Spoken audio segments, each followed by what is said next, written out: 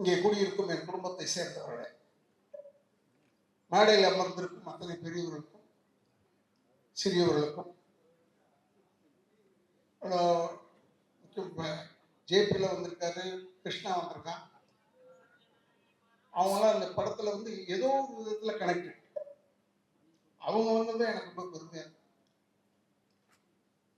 இன்னொன்னு, dance master வரும்போது அவர்கிட்ட வரும்போதே உள்ள வரும்போதே சொல்லிட்டேன், அந்த மாதிரி பேண்ட் சட்டை போல வீட்டில் திட்டாங்க.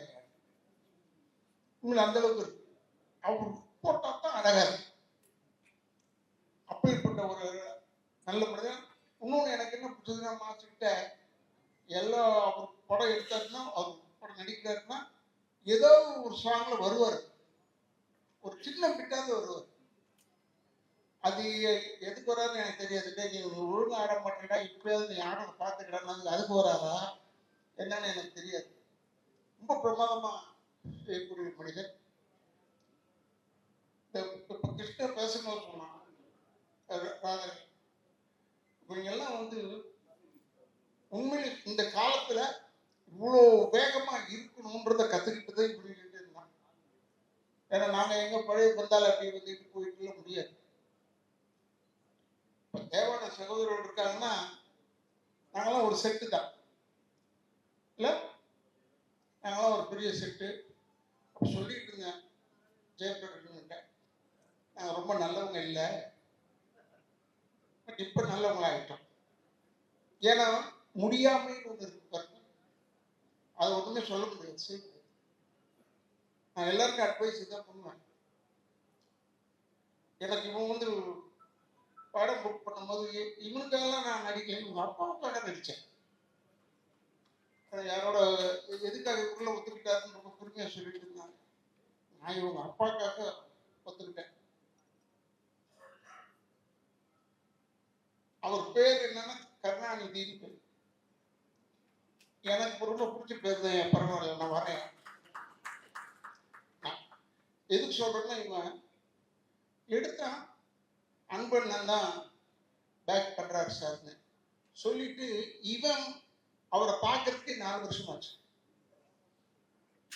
நான் டெய்லி போவேன், அவரை வீட்டு தாண்டி தான் போவேன் எங்க ஹாஸ்பிட்டலுக்கு. அப்போ பார்க்கும்போது கருணாநிதி நான் பார்ப்பேன். கருணாநிதி பார்த்தாலே அன்பு இருக்காருன்னு அர்த்தம். நல்ல எதையுமே அதிகமா யூஸ் பண்ணிக்க மாட்டார் உங்க அப்பா. அது மாதிரி இப்போ எனக்கு ப்ரொடியூசர் அதிகமாக கொடுத்தாங்க. நான் நினைச்சுக்கிட்டு இருக்கேன் அன்பு சார் தான் எடுக்கிறாரு, பார்த்தா இவன் ஒரு ப்ரொடியூசர் இருக்கான். எல்லாரும் சேர்ந்து இந்த படத்தை பெரிய வெற்றி படமா, ஏன்னா ஹீரோவை பண்றவன் ஜேபி பையன் ஜெயபிரகாஷ்னு எனக்கு நல்லா தெரியும். இருந்தாலும் அவன் பையன் தெரிஞ்ச உடனே எனக்கு ரொம்ப உண்மையான ஒரு புலங்காகிதம். இங்க இருக்கிறவங்க அத்தனை பேருமே இந்த படம் நல்லா ஓடணும்னு சொன்னாங்க. இப்போ கூட சகோதரர் நான் வில்லன் செஞ்சுட்டேன் இதுல அப்படின்னு சொல்லி என்னை பத்தி ஏதோ சொன்னார். அப்ப பேசும்போது நோ சாய்ஸ் ராதாரவின் சொல்லாது யாரும் சொல்லியிருக்கு, மில்டன் கிட்ட அப்படிதான் சொன்னேன். மேடையில் உட்காந்துட்டு என்னை பெருமையா சொல்றேன்னு சொல்லிட்டு இவரோட நடிப்பு நோ சான்ஸ் சொன்னேன். அதுல சான்ஸே இல்லாம போச்சு. ஏடா நோ சான்ஸ்ன்னு சொல்ற, சான்ஸ் இருக்குன்னு சொல்லுடா. ஏன்னா இப்போ உருட்டுறது ரொம்ப நமக்குலாம், எனக்கு வெறும் கேமரா முன்னாடி தான் நடிக்க தெரியும், பின்னாடிலாம் நடிக்கவே தெரியாது. கேமரா முன்னாடி நல்லா நடிப்பேன். இந்த நிக்கில கேட்டு பாருங்க, அவன் சொல்லுவான், அவன் வந்து உலகமாக நடிக்கான். நிக்கில் அவன் பார்த்த அவன் எல்லாருக்குமே அதான் சொல்லிக்கிட்டே வரான் உள்ள. அவங்க குடும்பம் நம்ம ரொம்ப நெருக்கமான குடும்பம். இவங்களை பத்தி இப்ப பேரை விட்டுருந்தேன்னு வச்சுக்கோங்க, பத்தியா என் பேரை விட்டு மனிதர்கள் தானே நம்ம அப்படி நினைப்பாங்க. இதை நான் யார்கிட்ட கத்துக்கிட்டேன்னா, கலைஞர்கிட்ட தான் கத்துக்கிட்டேன் இந்த விஷயத்த. அவர் பேரை விட்டுருவார் சில டைம்ல, எல்லாரையும் பத்தி சொல்லுவார். இப்ப என் பேரை சொல்லிட்டு வச்சுக்கோங்க, எனக்கு கோவம் வருமா வராதா அப்படி யோசிச்சுக்கிட்டே இருப்பேன். உடனே சொல்லுவார், தம்பி ராதாரவி கூறியது போல். என்னடா நான் சொன்னேன் இவர்கிட்ட, நம்ம இருக்கிறோன்றது பேரை சொல்லுவார், அதை குத்துவார். அதெல்லாம் அவர்கிட்ட கற்றுக்கிட்டு தான். அதாவது நல்ல விஷயங்கள் மட்டும் அவர்கிட்ட கற்றுக்கிட்டேன். இன்னொன்று என்னென்னு எனக்கு ரொம்ப பிடிச்ச குரூப் என்னென்னா, தேவானனை இப்போ தான் பார்த்தேன். அப்போ சொன்னார், அப்போ இதில் பார்க்கும்போது சொன்னார், ஒரு ஷோ முடிச்சுட்டு வந்தேன், நீ எங்கேப்பா முடிச்சுட்டு வந்தீங்கன்னு கேட்டுட்டு இருந்தேன். எனக்கு ரொம்ப பிடிக்கும் எனக்கு தேவானனை. அவர் போடுறதும் மியூசிக் தான். இன்னொரு சகோதரர் நல்லா போடுறாங்க, பட் மென்னு வாங்கறதுக்கு போதும் போதுன்னு ஆயிடுது. பி வாசு என் படத்துக்கு சொன்னார், இது நம்ம பூமி நான் எடுக்கிறேன், எப்போ நீ இருந்து இந்த பாட்டை வாங்கிட்டு வந்துருன்னு சொல்லிட்டு போயிட்டாரு. நான் போய் இந்த பாட்டு, எனக்கு பாட்டுக்கு சம்மந்தமே இல்லை, ப்ரொடியூசர் தான், பட் சம்மந்தம் இல்லை. அப்போ ஒரு பாட்டை போட்டு கொடுத்தாங்க, கொடுத்துட்டு போய் எடுத்து போய் போட்டேன். அப்போ அவர் மியூசிக் டைரக்டரே சொன்னார், இது ரொம்ப கொஞ்சம் ஒரு பழைய டியூன்லேருந்து எடுத்துட்டா, நீ அவசரப்படுறிய, அதுக்காக செஞ்சேன், பழசாக இருக்கலாண்ணே, ரொம்ப ஊசி போய் கிடக்குது, என்ன இழுத்த நூல் வருதுன்னு சொல்லிட்டேன். ரொம்ப பிரமாதமாக சொல்கிறேன் என் ராதாரவி, கேளுங்க ஏன்னு சொல்லிட்டு எல்லாருக்கையும் சொல்லியிருக்காரு. இதெல்லாம் எதுக்கு உங்களுக்கு சொல்கிறேன்னா, உண்மைக்கு பயம் வரவே கூடாது. உண்மைக்கு மட்டும் பயம் வரவே கூடாது. எங்க இருந்தாலும் துணிச்சலாக சொல்லணும்.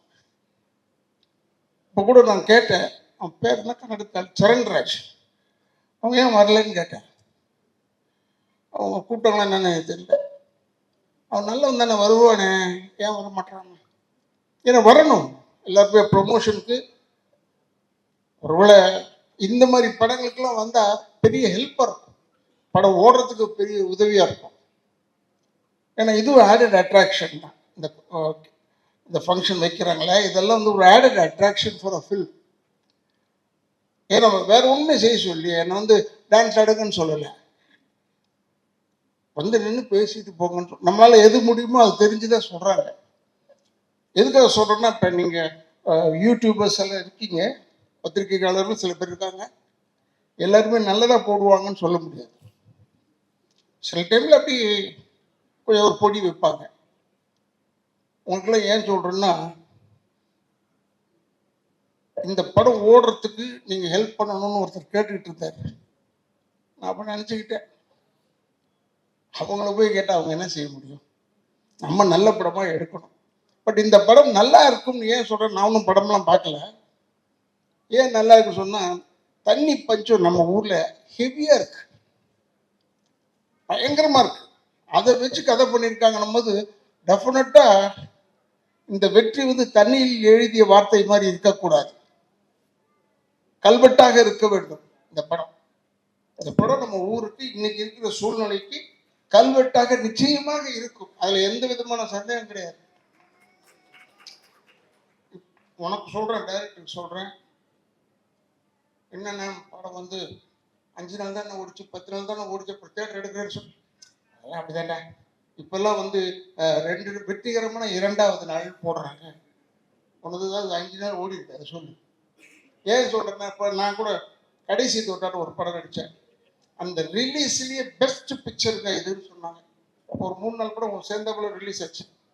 அப்பாடா, பெஸ்ட் பிக்சர் எப்படி ஒரு 25 நாள் ஓடும், பார்த்தா 8 தேட்டர்லேருந்து எடுத்துட்டாங்க,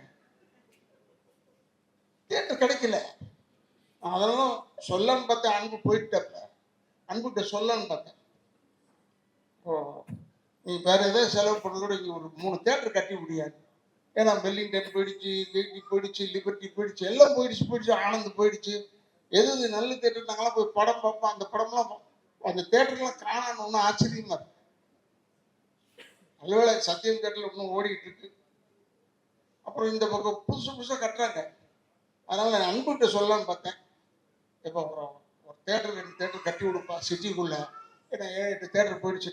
ஏன்னா எங்க பொழப்ப நடிப்பு தானே, அதனால சொல்றேன், எங்க படம் வரணும், ரிலீஸ் ஆகணும், அந்த சுயநலத்தில் தான் சொல்றேன். எனக்கு வெறும் தான் சொல்றேன், நடிக்க தெரியும், கேமரா முன்னாடி மட்டும்தான் நடிக்க தெரியும், பின்னர்ல நான் நடிக்கிறது தெரியாது. நம்ம சொல்றதெல்லாம் உண்மையான வார்த்தை தான். இந்த இது கூட செலிபிரிட்டி தியாகராஜன் ஹால் கூட டைரக்டர் வந்து சொன்னான், இங்கே தான் பண்றோம், சுத்தி கித்தி இங்கேயே பண்ண ஆரம்பிச்சிட்டாங்க. என்னடா ஏன்னா அங்கே பண்ணுறீங்கன்னு கேட்டேன். ஏன்னா இப்போ நாளைக்கு திருப்பி இன்னொரு கேசட் வெளியிட்டு விழாக்கு வரணும், அதில் வேற நான் நடிச்சு தொலைஞ்சிருக்கேன். எனக்கு உண்மையிலேயே இளைஞர்களுக்கு இடம் கொடுப்போம், நம்ம சொல்லவே தேவையில்லை, ஆட்டோமேட்டிக்காக தள்ளி விட்டுருவாங்க போல இருக்கு நம்மளை. அவ்வளோ பேர் இப்போ வந்தவன் பேர் வில்லன் செய்யறேன்னு சொல்லிட்டான். நமக்கு ஒரு சின்ன கிரேடு கொடுத்துருக்காங்க, அது அவனுக்கு தெரியல. முதல்ல எல்லாம் நானே தான் நேராக போய் பொண்ணை தூக்கிக்கிட்டோ குடும்பத்தை கெடுத்துக்கிட்டோ ஏதோ இருப்பேன். இப்போ அது கிடையாது, ஆர்டர் பண்ணுறது தான். போய் அவங்களெல்லாம் போய் கெடு, போய் இந்த குடும்பத்தை கெடு, வெறும் ஆர்டர் பண்ணுறதோட விட்டானுங்க. ஏன்னா இவர் வச்சு கூப்பிட்டு போய் ஓடணும் வரணும் எல்லாம் வேணாண்டா, ஒரு சொல்ல சொல்லுன்னு சொல்கிறான். அதுக்குன்னு வச்சிருக்கேன் ஆளுங்களை இப்போ கெடுக்கிறதுக்குன்னு. ஆனால் நான் உண்மையை சொல்கிறேன், கெடுக்கிறதுக்கு நீ நினைக்காது. தமிழ்நாட்டு மக்கள் மாதிரி அறிவாளிங்க யாருமே கிடையாது. நானும் விஜயகாந்தும் அலைவோசைன்னு அதில் மேட்டுப்பாளையத்தில் எடுத்துகிட்டு இருந்தோம். இந்த கல்லர் ஸ்டேஷன் அங்கே போய் எடுத்த காட்டுக்குள்ளே போய் கூட்டம் வரக்கூடாது ஃபைட் எடுத்துக்கிட்டு இருந்தோம். அங்கே ஒரு 6 பொம்பளை வந்துச்சு படம் பார்க்க, ஷூட்டிங் பார்க்க. வந்து விஜயகாந்த் பக்கத்தில் உட்காந்துட்டு, தம்பி நீங்கள் ராதாரவியில் நம்பாதீங்க தம்பி, பக்கத்தில் போய் சிகரெட் பிடிச்சிக்கிட்டே இருந்தேன். ஏமா நான் தான்மா ராதாரவி, அது தெரியும் தம்பி நீ தானே, தெரிஞ்சுக்கிட்டு சொல்லுதுன்னா அப்போ நான் நினச்சேன் நம்ம கேரக்டர் சக்ஸஸ் தான். அப்பாடா பயப்படுறாங்களே அந்த அளவுக்கு. அது ஏன்னா PS வீரப்பண்ணனை பற்றி சொல்லியிருக்காங்க, நம்பியார் சாமியை பற்றி சொல்லியிருக்காங்க, எங்கள் அப்பாவெல்லாம் பற்றிலாம் சொல்லியிருக்காங்க. பட் நம்மளை பற்றி இப்படி நேரம் சொல்லும்போது எனக்கு பெரிய சந்தோஷம். மேக்கப்ன்றது நானும் கொஞ்சம் யோசிச்சு செய்வேன். டைரக்ட் தப்பாக இருக்கக்கூடாது. அமரன் படத்துக்கு இப்படி தான் இந்த முடி ஷார்ட் ஆக்கி ப்ளீச் பண்ணேன், வெள்ளை ஆகணும்னு. ப்ளீச் பண்ணி இந்த கண்ணு ரெப்பையே கிழிஞ்சு போச்சு. அப்போ அந்த ட்ரெஸ் எல்லாம் மாட்டிட்டு பல்லெல்லாம் போட்டுட்டு அப்படியே வந்தேன் காரில். ஹார்பருக்கு போகணும், 12வது நம்பர் கேட் தான் உள்ள. அது போகிறதுக்கு முன்னாடி போலீஸ் நிறுத்தி தூர்தர்ஷன் வழியை சுற்றி போங்கன்னு சொல்லிட்டான். அப்போ என்ன பார்த்து சொன்னான், டே சேட்டே சுற்றி போ. சொன்னேன், வெற்றி ஆயிடுச்சுப்பா. ஏன்னா அவன் என்னை பார்த்து டே சேட்டுன்னு சொல்கிறான். சாதாரணமாக பார்த்துருந்தா சொல்ல மாட்டான். இது எதுக்காக சொல்கிறேன்னா, படத்தில் நடித்து பேர் கிடைக்கும்ன்றது ஒன்று இருக்கட்டும். இப்போ படங்கள் வந்து பெருசாக நிறைய படம் வந்துக்கிட்டே இருக்கு. 200 படம் நின்னாலும் தப்பு சொல்கிறாங்க, 200 படம் வந்தாலும் நான் தப்பு சொல்கிறேன். கூட்டம் வந்துக்கிட்டே இருக்கு, ரெடியாக இருக்காங்க, சுட சுட சீட்டு சூடு அப்படியே இருக்கு, படம் மட்டும் வந்துக்கிட்டே இருக்கு. அது கொஞ்சம் அடங்கணும் இல்லை? அதுக்காக சொல்கிறேன், நீங்கள் இதெல்லாம் பற்றி ஒரி பண்ணாமல் இந்த படத்தை எடுங்க கொடுங்க, வெற்றி ஆகணும். எல்லாருக்கும் எனக்கு கூட ஆசை தான், 100 நாள் ஓடினா எனக்கு பெருமையாக இருக்கும். நிறைய படம் ஓடணும், இவனுக்கு நிறைய படம் வரணும். டைரக்ட் இந்த டீமுக்கு நல்ல டீம் வந்து யங்ஸ்டர்ஸ் டீம். இந்த கேமராமேனை காமிச்சாங்க, இப்போதான் பார்த்தேன். நான் அவர்கிட்ட சொல்லிட்டு இருந்தேன், இருக்கிறதுலேயே ஒன்றான ஒரு ஒர்ஸ்ட்டு கேமராமேன் தான். ஒர்ஸ்ட்டு கேமராமேன், அவருக்கு பர்ஃபெக்டாகி வர வரைக்கும் விட மாட்டாங்க. சாப்பிடுச்சிட்டான் என்னெல்லாம் என்கிட்ட பேசுறதுக்கே யோசிப்பாங்க. இவன் வந்து கேமராமேனை தட்டி விட்டுருவான். கேமராமேன் வந்து சார் இங்கே நிற்கணும் சார், இப்படி திரும்பணும் சார்னா சொல்லுவார். என்ன இது இளவா போச்சு, யார் கேமராமேனை போட்டது? ஷார்ட் எடுத்து ஓகே சொல்ல வேண்டியது தானே. நமக்கு ஒரு ஏஜுக்கு மேலே போனோம்னா மீன் நடிச்சிட்டு இருக்கிறது கொஞ்சம் யோசிக்கிறோம். பட் படம் வந்துட்டு இருக்கும்போது இதில் கூட பிறகு மேக்கப்லாம் போடல, சும்மா சொந்த முடிவோடு அவர் வந்தாருங்க. அதனால் பெருமைக்காக இல்லை, விக்கு வைக்கிறதுக்கே டைம் ஆகும். நீ வேற இந்த போதும். இந்த படம் எடுத்து எவ்வளோ வருஷம் ஆச்சுன்னா 4 வருஷம் ஆச்சு. அதனால் இவன் ஒன்றும் கவலைப்படாது. 12-13 வருஷம் கழிச்சு ரிலீஸ் ஆன படம் சூப்பர் டூப்பர் ஹிட் ஆயிடுச்சு. 12-13க்கே அப்படின்னா நீ 4 தானடா அது. இப்போ ஜனங்களுக்கு அதான் டேஸ்ட் படம். பழைய படமாக கொண்டாந்து விடணும், அப்போ நல்ல படம் எடுத்துகிட்டு போகணும்னு அர்த்தம். இப்போ எடுக்க மாட்டோம்னு அர்த்தம். இப்போ எடுக்கிறாங்க படம்லாம் நிறைய வருது. என்ன அவன் பேரையும் ஹீரோயின் பேரை தெரிஞ்சுக்கிறதுக்கு போதும்னு ஆயிடுது எனக்கு. மற்றவங்களை பற்றி சொல்லலை, ஏன்னா நான் எல்லாரோடையும் பேரை சொல்லி அன்பா பேர் இருக்கிறதே அடையாளத்துக்கு தானே. பேர் இல்லாமல் சொல்வது எனக்கு ஒத்து வராது. அதனால் இந்த படம் வந்து இந்த படத்தில் கூட வீட்டில் கூட கேட்குறாங்க, என்ன படத்துக்கு போறீங்க, கேசட் அது படம் பேர் தெரியல, என்ன பண்ணா டைரக்டர் பேர் தெரியுது, எல்லாரும் பேரும் தெரியும், படம் பேர் தெரியல. அப்புறம் இங்கே தான் வந்து பார்த்தேன் வருணன் இல்லை, வருணன்னா ஏதோ தண்ணி சம்பந்தமாகவோ இல்லை மழை சம்பந்தமாகவோ இருக்கும்னு நினைக்கிறேன். எனக்கு அவ்வளோ தூரம் தமிழ் தெரியாது, அதுக்காக. ஏன்னா எனக்கு அவ்வளோ கிளியராக இதை யோசிக்கிறதுக்குள்ள காரில் போகும்போதே நாங்களாம் டைட்டில் வச்சுருப்போம். அப்போல்லாம் வந்து காரில் அப்படி போகும்போது பாஸ் ஆகும்போது படிச்சுக்குவோம் டைட்டில். இப்போ அப்படி இல்லை, போய் அடுத்த தெருவில் போய் நின்று படித்து யோசிக்க வேண்டிய இதாண்டா டைட்டிலாக இருக்கும்னு. இப்போ நிறைய வந்துருச்சு டைட்டில்லாம். திருப்பி இப்போ அமரன் வந்தது, அதே மாதிரி வருத்தமில்லா வாலிபர் சங்கம் எல்லாம் வர ஆரம்பிச்சிருச்சு. இதெல்லாம் கொஞ்சம் நல்ல டைட்டில் போடும். ஆனால் நீங்கள் எதுவுமே இல்லாமல் வருணன்னு பேர் வச்சு இது வாயில் நுழையில நின்று படிப்பாப்பாங்க. இதை படித்தா அந்த படம் ஓடும். ஏன்னா அதுக்கு தான் டைட்டில் இப்போ விற்கிறாங்களான்னு தெரியல. கொஞ்ச நேரம் நின்று பார்க்கறதுக்காக இருக்கட்டும், சும்மா விட்டோம்னா போயிடுவாங்க. எனக்கு நல்ல ஒரு பிரமாதமான படம். குழந்தை சொல்லிச்சு, நீங்கள் ஒரு ராதாரவியோட நின்று சேர்த்துக்க பயமா ஏமா சொல்லி சொல்லி ஒதுக்கிடுறீங்க. நான் உன்னை ஏதாவது தொட்டு பார்த்தேனா? தொட கூட நான் உன்னை என்ன செஞ்சேன், படம் பார்த்தேன், நடிப்புக்காக பார்த்துருப்பேன். இப்படிலாம் நீங்கள் சொல்லி வீடு கடைசியில் இல்லை சார் ராதாரவி போடலாம், இவங்க பயப்படுறாங்க சார் நடிக்கிறதுக்கு சொன்னால் என் பொழப்பு. அதனால் இனிமேல் சொல்லுங்கள் ஃப்ரெண்ட்லியாக அவரோட இருப்போம், நல்லா பேசுவார் அப்படின்னு ஏதோ சொல்லுங்கள். சொன்னதானே என்னை போடுவாங்க, இல்லைன்னா போட மாட்டேன் என்று சொல்லி எனக்கு இப்படி ஒரு பெரிய வாய்ப்பு கொடுத்து டைரக்டர், ப்ரொடியூசர் எல்லாருக்கும் அன்பன் சேர்த்து எல்லாரையும் சொல்கிறேன். எல்லாருக்கும் பத்திரிகை நண்பர்கள் இடத்தை அளித்திருக்கும் நிர்வாகத்திற்கும் என்னுடைய சிறந்த நன்றியும் என் குடும்பத்தின் சார்பாக நன்றியை சொல்லி, அடுத்த முறை படம் எடுக்கும்போது மேக்சிமம் நீங்கள் எப்படி டப் பண்ணுறீங்க படத்தை, மற்ற லாங்குவேஜையும் டப் பண்ண தானே போகிறோம். அதுக்கே முதல்ல வந்தவுடனே டப்பிங் ஆர்டிஸ்ட்டை ஏன் கூப்பிடுறீங்க?